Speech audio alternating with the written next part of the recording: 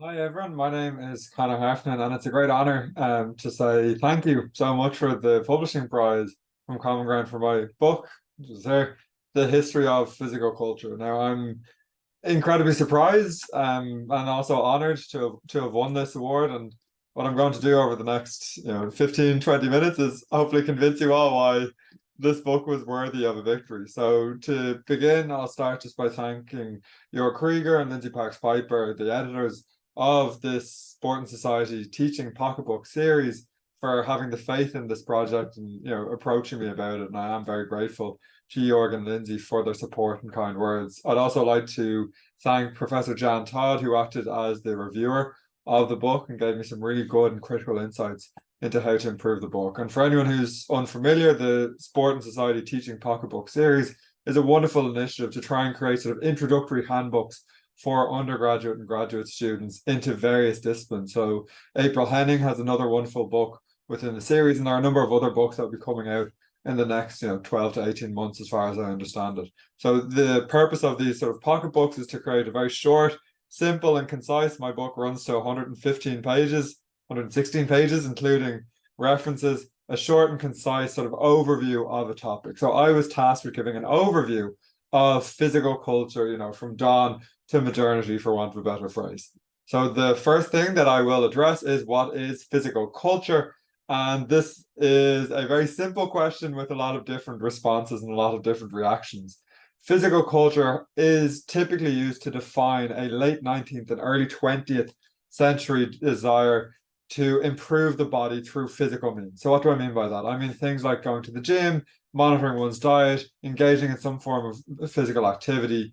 The term physical culture, Professor Jan Todd, has dated back centuries, but it came to be used in prominence in the late 1800s, early 1900s, really as a precursor to our modern interest in health and fitness. So although the term physical culture is quite specific to a unique time period, sort of the 1880s to the 1940s, we typically in the field use the term physical culture to describe sort of overarching human interest in training the body for the sake of training the body.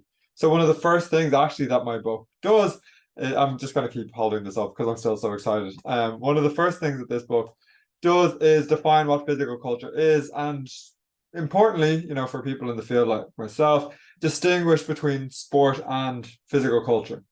Because oftentimes people might say, well, is football or rugby or golf or cricket not physical culture? And the thing which differentiates physical culture from competitive sport is that physical culture typically refers to the desire to improve or enhance the body. That is the end goal.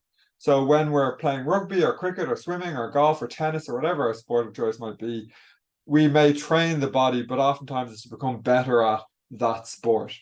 Physical culture is typically training the body for the sake of training the body. I'm training my body so that my biceps increase or my flexibility improves or I rehabilitate an injured muscle. Now, sometimes physical culture and sport will overlap. Sports like bodybuilding, powerlifting, Olympic weightlifting, CrossFit, etc. But we like to keep this distinction because the physical culture world is often distinct from the sporting world, in much the same way that we see in our own lives that the sport industry is different to the health and fitness industry. Yes, we have overlaps, but they have their own rules of operation. And when I was asked to give a presentation on this book, I thought, well, what's the best way of doing it? And I thought the best way of doing it is to look at some of the core themes within this book, because the purpose of the history of physical culture is to really give that broad, sweeping overview, beginning in the ancient world, coming all the way up to 2022 when the final proofs were submitted. So it was sort of a heady task and one that I think I did an okay job on. So the first key theme that I want to address or highlight is the longevity of female physical activity and female physical culture. So we are at a moment in time where thankfully the health and fitness and strength industry has become particularly open to women. And you'll often see very celebratory comments and stories and biographies about the fact that from the 1970s, with the rise of a new feminist movement or the intensification of a feminist movement, more and more women took to gym cultures. So oftentimes there's this idea that the practice of women lifting heavy weights is new. It's the last 10 years, it's the last 20 years, it's the last 30 years, 40 years, etc. Or it only happened in the 20th century. So one of the first things, and one of the threads running throughout my book is women have always engaged in some form of physical activity. And a picture paints 1,000 words in that regard. So the image on the screen here, it's called the Bikini Mosaic. It dates, pardon me, to a Roman villa from the 4th or 5th century AD. It was rediscovered, I believe, in the 20th century. I don't have that fact at hand at the moment. And what we can see here in the top paneling, we can see a woman exercising or holding what appears to be dumbbells. We see a woman who appears to be holding either a medicine ball or some sort of heavy sack, and we see two women who are engaged in sprinting or some form of running practice. And in the bottom right, we see, two women throwing a ball to one another, and then we see women on the left-hand side engaging in some form of restorative practices. And we don't know that much about this mosaic, which is quite a wonderful and infuriating thing for historians and sociologists. But what we do know is that there were forms, pardon me, of physical culture and physical activity for women dating back to the ancient world. And this is societally specific, but it's nevertheless societally fascinating. So, for example, we know in ancient Sparta, one of the great Greek city-states, pardon me, from the ancient world, that women were expected to be physically fit and physically active. We know that girls and boys would oftentimes train together, wrestle together, exercise together. There was an expectation that women would engage in some form of physical practice. Now, it does ebb and flow in the historical record, and just because something is not in the historical written record doesn't mean that it didn't exist. We are very much strolling around in a dark room looking for evidence. But although women's, encouragement to engage in physical activity ebbs and flows with the fall of, Rome, pardon me, in the 5th century, we do see a declining written record around female physical activity and female sport, which begins to rise somewhat in 1600s, 1700s, begins to take off more so in the 1800s, and then accelerate as we go into the 1900s and certainly into the 2000s.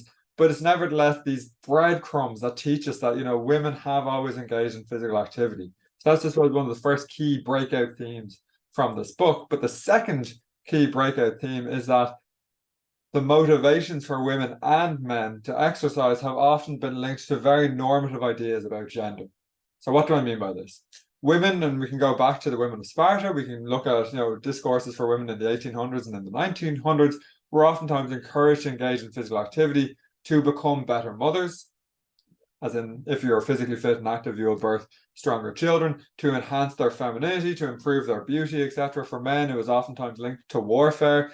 Being stronger would help you on the battlefield. Being stronger would make you a better man. Being stronger would help you advance within your world. So we have this sort of side parting off that the history of women in physical culture is a particularly long one, but we also have the addendum that, it was strongly linked to normative ideas around femininity. What did we expect women to look like, perform, and do?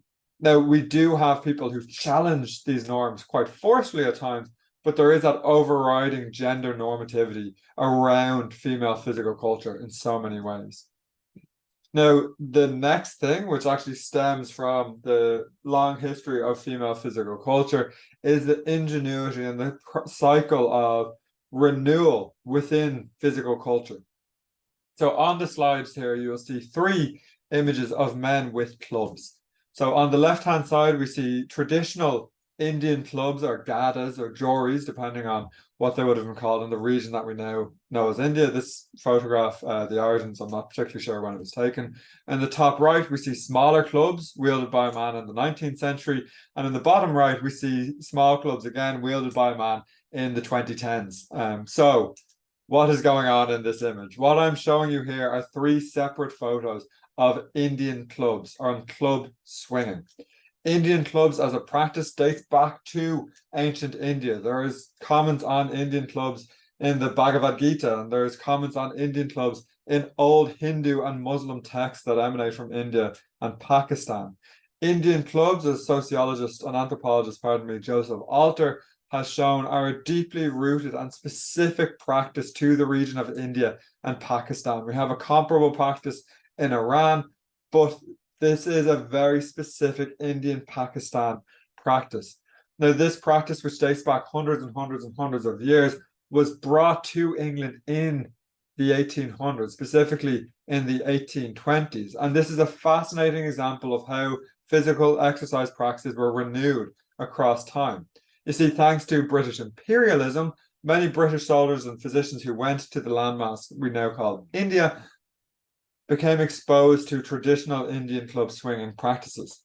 They brought the practice to England. From England, the practice went to the United States, and it became very much the world's first fitness phenomenon of the 19th century. It was the practice within every gymnasium, recreational, educational, or military.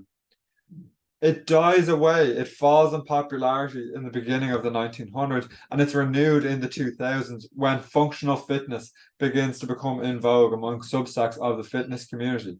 Now, you will see some alterations, some variations across these different practices. You can see that the traditional Indian clubs, goris, gadas, whatever, mugdars, whatever terms you want to use to call them, are quite big and heavy. The British and American and European clubs are small and light.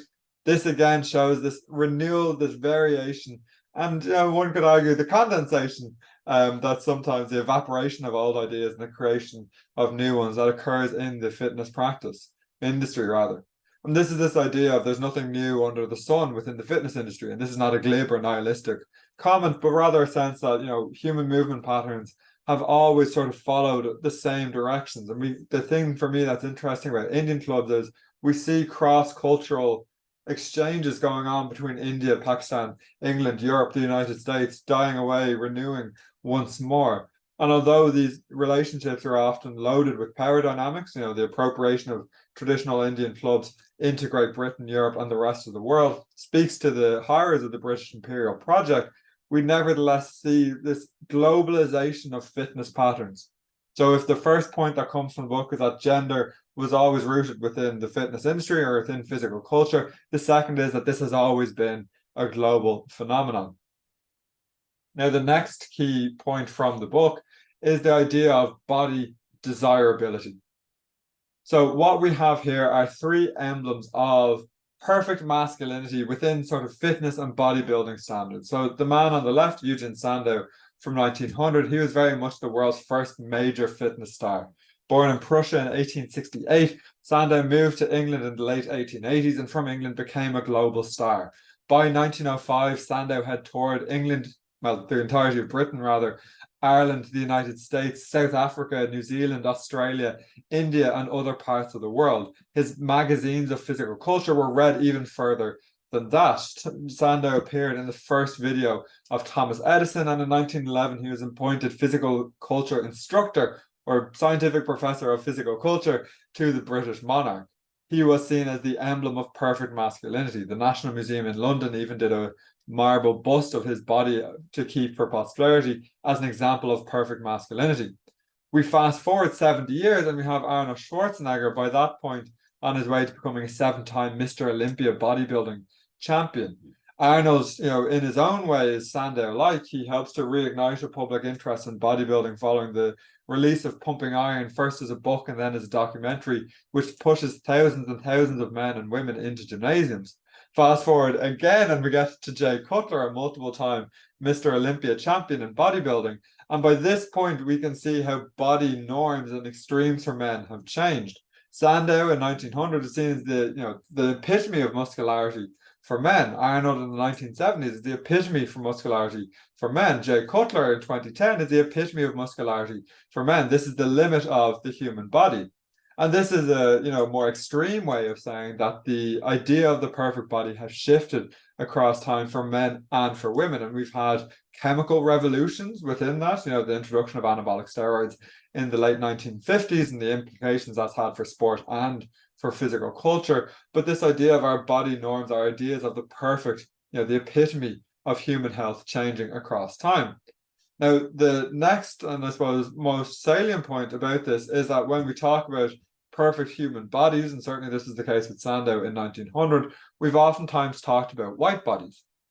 Even going back, one slide to Indian clubs, it's quite telling that the large Indian clubs used by Hindu, Muslim exercises, in the 1100s, 1200s, 1300s, 1400s, 1500s, 1600s, 1700s, 1800s, were used by men of color or bodies of color. When we get to England and the United States and Europe and the rest of the world, these smaller lightweight clubs are used by white Caucasian men. And this is a somewhat trite, but nevertheless important illustration of the fact that, the popularization of fitness practices within the fitness industry has often focused almost entirely on white bodies. When Indian clubs were popularized in the 19th century, it wasn't with reference to the Hindu and Muslim bodies, the imperial bodies, the colonized bodies, it was with reference to the white body. When we look at Eugen Sandow, who is seen as the emblem of perfect masculinity, it wasn't just the emblem of perfect masculinity, it was the emblem of perfect white masculinity. When the National Museum commissioned a bust of his body, they did so as an emblem of white masculinity and its perfection. When we look at the fitness industry and the evolution of physical culture, we also see an evolution of ideas around race and ideas around normative ideas of race. Oftentimes, when we focus on perfect bodies, we're focusing on white bodies. There is a still ongoing neglection, there's a still ongoing exclusion of bodies of color, be they Black, African American, Hispanic, Asian, or otherwise. And oftentimes, this causes problems subtly within the fitness industry and within physical culture because we haven't yet come to grips with the eugenic, colonial, imperial, slave-owning ideals, which often underpin discussions around fitness, discussions around racial fitness, discussions around the perfect body, the perfect nation, the perfect generation, whatever the case may be. So one of the key tenets within this book, The History of Physical Culture, is to look at and unpack the racial implications of desirable bodies, perfect bodies, what's the best exercise system, etc. And we'll see that race isn't something that's on the margins. It's not an unimportant factor within this, but it's actually at the heart and soul of many discussions from the 1700s onwards around the perfect body. But on that note, I hope I've given you an animated, that's the only thing I can ever promise is animation, perspiration, and enthusiasm on my own part, but an animated idea of why this book is, for me, an exciting book. It's one of the first books to give this simple introductory element to the history of health and fitness, to the history of physical culture. Again, I want to end by thanking Jörg Krieger, Lindsay Parks Piper, and Jan Todd for making this book become a reality. Jörg and Lindsay in particular showed a great deal of patience and encouragement. For that, I'm thankful. For anyone who is interested in this book, it's 115 pages, 16 pages, including references. It's intended to be an introductory, dipping your toes into the water of physical culture. Thank you so much for the support shown to this book by Common Ground, and also for that stamp of approval. Winning, the Publisher's Prize just means so much to me, and I really, words do fail me for the first time in 20 minutes. On that note, if you want to know any more about me or my research, please feel free to email me, tweet me, or can cyberstalk me on my website. And again, thank you all so much and enjoy the conference.